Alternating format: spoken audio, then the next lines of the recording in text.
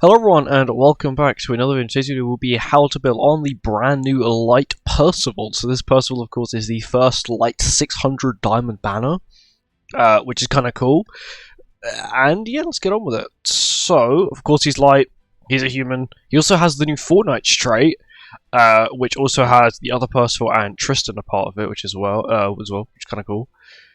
They've now added finally this trait after a little while.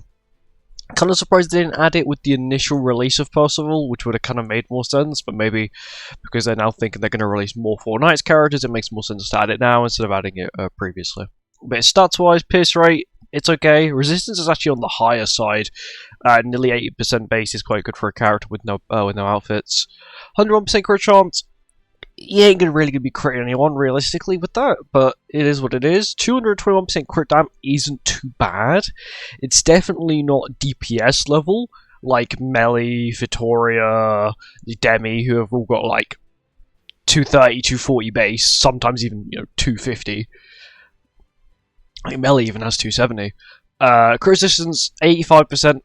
It's okay, it's more of like the general average, it's not like Festival level where it's like 100% plus, but once again, that's just how it is with some characters nowadays. Not everyone can have 100% crit resistance, because then, the older characters won't be able to crit, sort of thing. Crit defense, nearly 100%, it's not too bad, bear in mind he's got no outfits. Lifesteal 9%, and of course he is True Awakens, of course he does have the damage resistance as well. Onto his skills, so he has this skill here, Ardent Support, which is 2 times crit chance and ignores defense and resistance. Okay, that's kind of cool, because ignoring defense and resistance is quite a big thing, because some bosses have, really high resistance, or really high defense and resistance. And guess what, now you can ignore both of them, so all he's really got to go through now is the crit resistance, and the crit defense. He hasn't got the highest crit damage, so even if he does crit, he won't be doing the most damage ever. But 101% crit chance times by 2, 202%. He's going to be critting, 95% of the time, really. Of course, unless you're against, like, a Nanashi buffed melee with 3 buffs, then he might crit, 20% of the time. But once again, is that really going to happen? You got his AoE, which is a standard pierce AoE, which actually has a healing effect. So I'm pretty sure this is the normal pierce multiplier, but they've just given it a healing effect as well, which is kind of cool. It's actually like an upgraded variant of Lilia's single target. So Lilia, her single target is she heals 1 person with a single target. Of course, her level 2 heals the entire team for 30% of the damage. I'm pretty sure her level 3 does sounds like 60% of the damage she deals as healing damage. This is an AoE and just has flower healing damage for the whole team, which is pretty good. Honestly, it's pretty good. And his ultimate, once again, and applies one of his buffs from his passive for 2 turns, and inflicts Power Strike. And Power Strike AoE ult is pretty good. The increased allies HP related stats by 30% at 1/6. By the way, this does not get improved with 6/6. It's just standard 30% buff. And I feel like they're doing that a lot more now with characters. Is that the buff they get from their ultimate is, even at 1/6, still the highest it's going to get. But of course the ultimate has a secondary effect. I don't have the secondary effect, which is at 2/6. Let me give you a quick sneak peek at it. Does it actually say in the ultimate? Yeah. Dying from when the hero dies, they revive with the same amount of health they had before dying.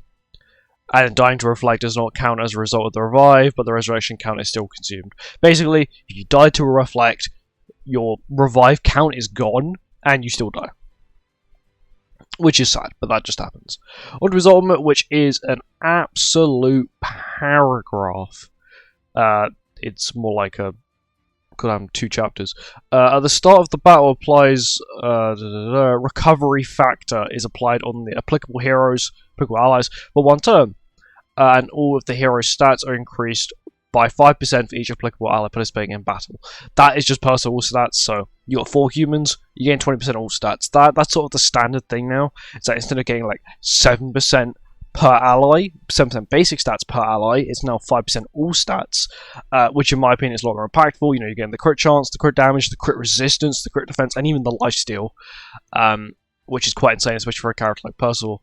But it's being a bow. When the hero uses 2 skills during the ally's turn, applicable allies gain a recovery factor for 1 turn, and have 2 debuffs removed. So that's from the entire team. 2 debuffs removed from the entire team every time you play 2 skills with Percival, and you regain the recovery buff, which is kind of cool.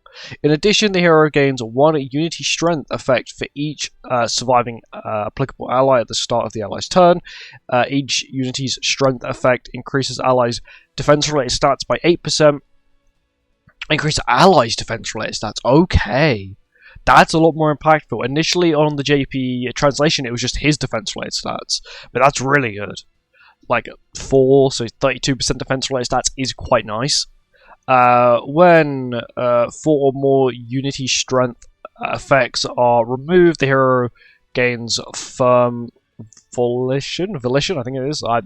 Whatever, for 2 turns, limit is once, which is kind of sad. I'm pretty sure that firm buff, this one here, yeah, this is like the Escador buff. The hero's damage taken from the enemy skill does not exceed 50% of max HP, increase attack rate stats by 40%, and okay, no, that's better than the Escador buff, and damage dealt is increased by 80%. Unity Strength, when removed, the hero uses a skill, stacks up to 4 times, yep, standard. So you can sort of delay the time you can get the buff. And this actually applies the buff. So that's pretty cool though. So he can only passively get the buff once, but after he's gotten the buff once, you can use the ultimate and technically get it again, which is cool. So even if you do end up, getting the buff and it's gone, at least then you get the other ones as well. That's really it for gear-wise. He needs HP defense. Unfortunately, yeah, you saw that 40% attack-related stats and the 80% increased damage dealt, but let's be honest, if he gets that anyway, you might as well run HP defense, because if you're running attack crit, he's not really going to be the biggest DPS. You sort of want him to survive. He's this support character that has a DPS part in his passive, sort of like the original Percival, and that is sort of what you want to sort of facilitate, is the fact that he wants to be alive. And of course, when he gets his buff, then you can deal damage. So like Escador sort of needs allies to die to gain the buff. He doesn't really need allies to die. He just needs to survive X amount of, I think it should be really 2 turns. It'll be 2 turns in PvP, 1 turn in a demonic beast, and then of course that's just how it works, because you have 4 up in demonic beast, 3 up in PvP. But overall, he's a half decent character, really. I have perfect HP defense gear for him, which I gave to the original Percival, because I thought, he's the main character of Fortnite sort of thing, and you expect him to getting tons and tons and tons of different variants of characters in the future. So I just made him perfect gear. When we go to his outfits, I don't have any of his outfits, so of course you can I think you can reach 73,000 CC with him, with like full outfits maxed out, 6/6, True Awaken, perfect gear, yeah. But I don't have any of his outfits, and that's quite good CC for no outfits. 67,728 is pretty good CC. Once again, you need 2/6 of the revive. I'm actually gonna look at his damage. I want to look at his damage. I'm gonna pop the ultimate immediately. 369k is not bad. We'll do this as well whilst we have the buff. How much are you doing? Not bad. About the same as the ultimate. We'll get a restack the ultimate again. So the buff itself from the ultimate is grey, but the HP buff is not. Okay, that is fine, and then we'll just AoE. So much this does. This is the healing skill.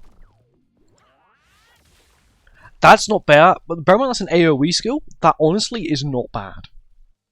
Because, hitting 3 enemies, like 900k if you're hitting 3 enemies.